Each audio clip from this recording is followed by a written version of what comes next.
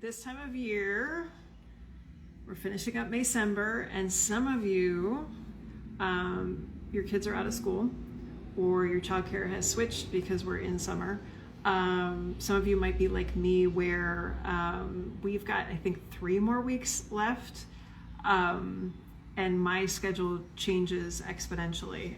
This is actually going to be our first year not getting a little bit of extra help. Usually we get some grad students to kind of help. I will stay with the kids and kind of navigate them a little bit. We used to get a grad student to help kind of run to activities and whatnot. We're not going to do that this year. So with 3 weeks left, I am trying to follow my own advice and look ahead and say, okay, this is what's coming. What do I need to do to make sure that I get my stuff in? So looking back, because we want to look and see what worked in the past in order to kind of pull that forward. And if we messed up in the past, we want to see if we can make those changes. I think one of the things that's incredibly important is to see where you're consistent. So for me, my daughter had some pretty consistent activities. I was able to walk with the dog, so I killed 2 birds with 1 stone. I got more activity, and the dog got more exercise. Looking ahead, we've got summer swim, and if you guys do that, you know it's like boom, boom, boom every day for like 6 weeks. Dogs aren't allowed on the campus where our pool is, and it's going to be hot, so I don't think I can leave the dog in the car, so I've got to work that piece out. But already I have my accountability person tonight, so practice starts tonight for swimming. Both kids have to go back to back, so that's roughly an hour and a half of time. Typically I'll just sit by the pool and hang out and get caught up on whatever, or scroll, because that's easy. I have a friend that both our kids are in the same swim group, so she's got the same amount of time. She's recovering from a bone stress injury, so she can just walk right now. So we've got a date tonight that we're gonna walk. So accountability and plan set up.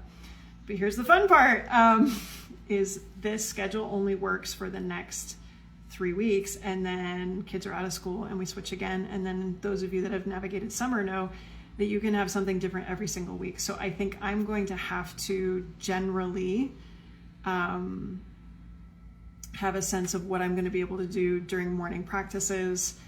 Morning is cooler, so it would be easier to walk the dog. It also would be easier for me to exercise, so I've got to make some choices there.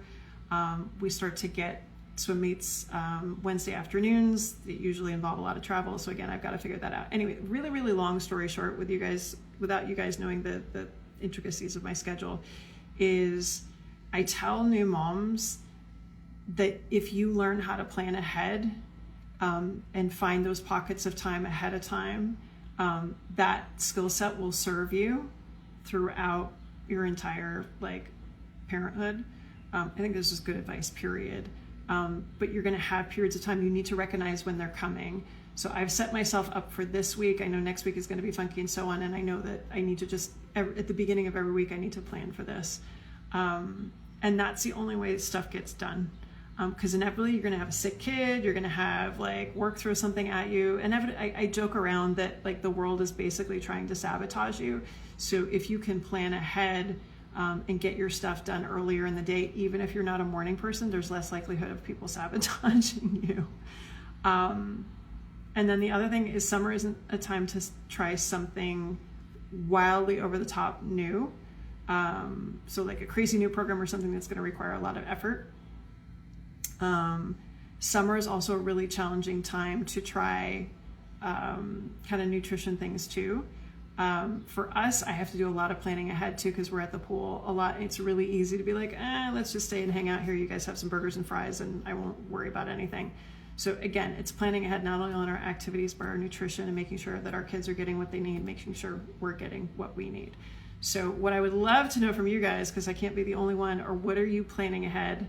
If your summer's already started or your summer schedule's already started, what are the tips that work for you to keep consistent and sane through the summer?